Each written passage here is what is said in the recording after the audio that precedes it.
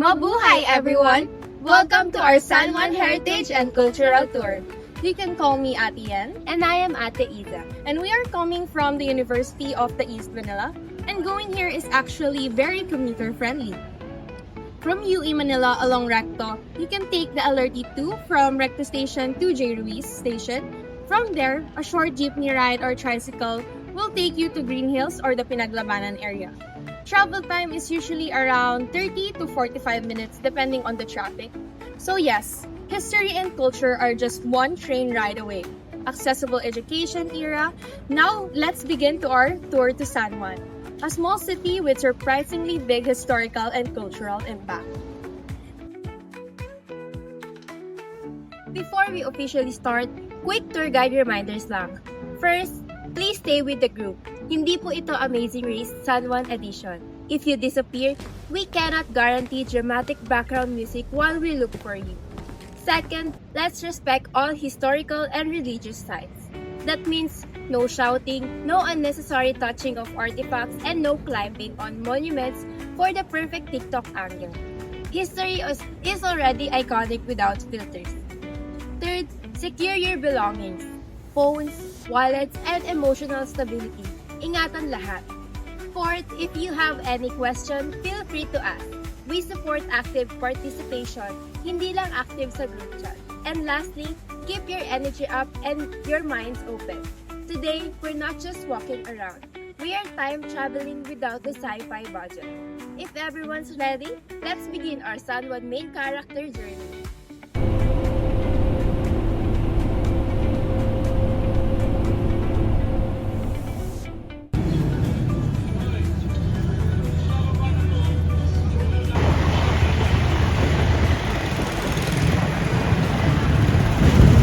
Our first stop is Green Hills Shopping Center, established in 1970. Before the era of mega malls, Green Hills was already shaping Metro Manila's shopping culture. It helped introduce the idea of suburban commercial centers, meaning families didn't have to go all the way to downtown Manila to shop. Most people know it for gadgets, jewelry, pearls, and Changi finds. But here's an interesting fact. Green Hills become one of the most famous hubs supplying both local and international in pearl trading.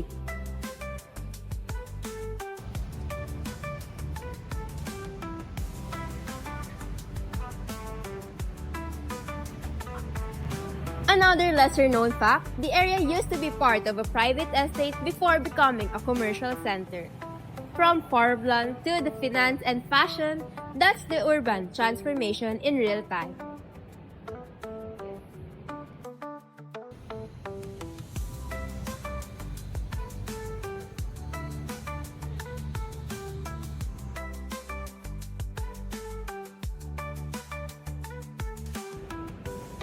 Green Hills is not just about shopping, it represents the economic growth of San Juan.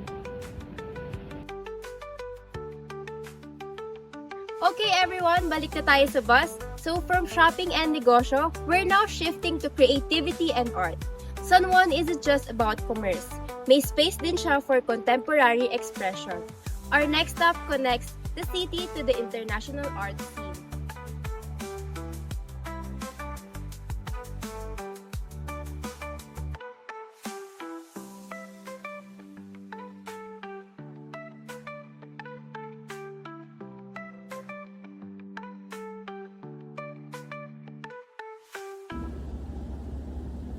Next is Roanoke Art Center.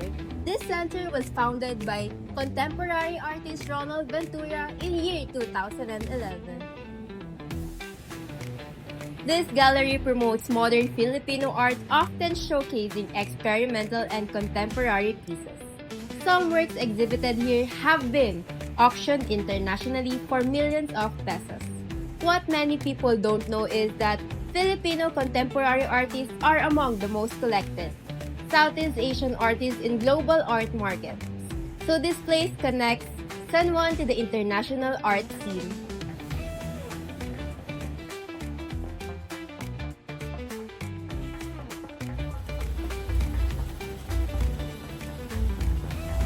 The building's minimalist industrial design is intentional. It allows the artwork to stand out. quiet exterior but powerful interior. Art main character energy. Unfortunately, we just discovered that they have been closed due to ongoing renovations.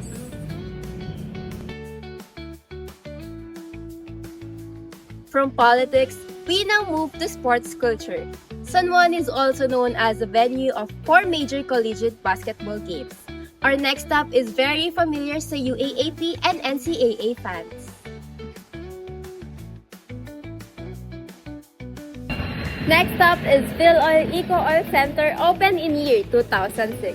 This arena is one of the primary venues for UAAP and NCAA games. Many athletes who played here went on to become professional players in the PPA. Before its current name, it was known as the Arena in San Juan. The change reflects how corporate sponsorships influences sports culture today. Although it's smaller compared to major arenas, its compact design makes the crowd energy louder and more intense. During final season, literal New goosebumps. Bulldogs face off against the UP Fighting Maroons. This game is packed with intensity, with both teams fired up and fighting not just for the trophy, but for bragging rights and momentum heading into the UAAP. Now we're entering the historical core of San Juan. Our next stop marks one of the earliest major battles of Philippine Revolution. Dito nagsimula ang mas organized na armed resistance against Spanish rule.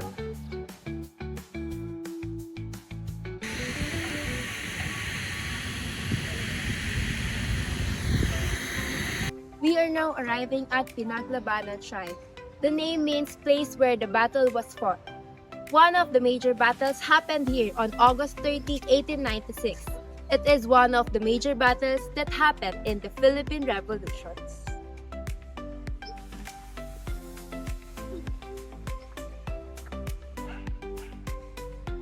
Philippine Revolution led by members of the Katipunan founded by Andres Bonifacio. The revolutionaries attempted to seize a Spanish gunpowder depot nearby. Although they were not successful, this battle symbolizes the official escalation of the revolution against Spain. Sometimes history isn't about winning immediately. It's about starting something unstoppable. Beside the shrine is the Museo ng Katipunan. This museum contains artifacts, documents, and exhibits on the Katipunan and the Philippine Revolution.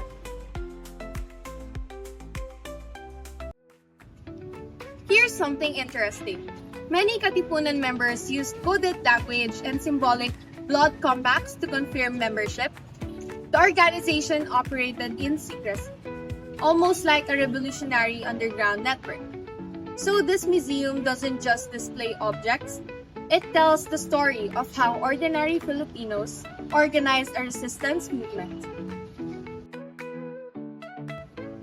So we are here on to our next destination, Museo El Deposito. This is an underground Spanish-era reservoir built in the 1880s.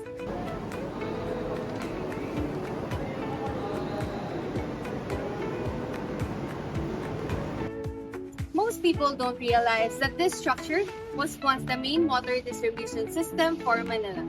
It connected to the Carriedo waterworks system because it was strategically important infrastructure. It became a target during the revolution, controlled the water, controlled the city. Strategic thinking, even in the 1800s. Today, it stands as both an engineering and historical landmark. And now, we move on from infrastructure to faith. San Juan's name itself is connected to our next stop. Next is the St. John Baptist Parish Church, commonly known as Pinaglabanan Church. Originally established during the Spanish colonial period, it has witnessed centuries of local history.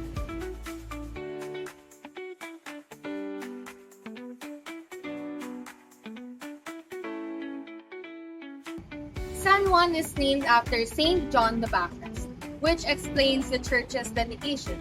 What many don't know is that churches during the Spanish times were not just religious centers. They also functioned as community centers and sometimes military shelters. So this church has not seen only prayers, but also conflict and change.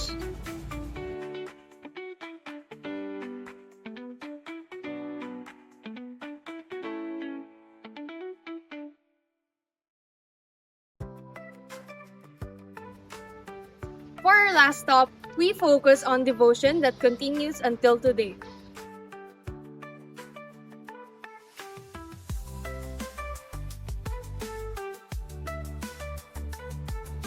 And on to our final stop, Santuario del Santo Cristo. This shrine is known for the housing image of the Santo Cristo, which devotees believe to be miraculous. Interesting fact, the devotion to the Santo Cristo in San Juan dates back to the Spanish period. And the image has survived wars, natural disasters, and relocations. Every year, many devotees visit during feast days, reflecting how faith remains deeply rooted in the community. This stop reminds us that San Juan's identity is not only political or historical, it is also spiritual. And that concludes our San Juan tour. To return to the University of the East Manila, you may ride a jeep going to J. Ruiz Station. Take the LRT2 back to Legorda Station and walk back to campus. Travel time is around 30 to 45 minutes. Today, we saw how San Juan blends commerce, art, politics, sports, revolution, engineering, and faith, all within one small city.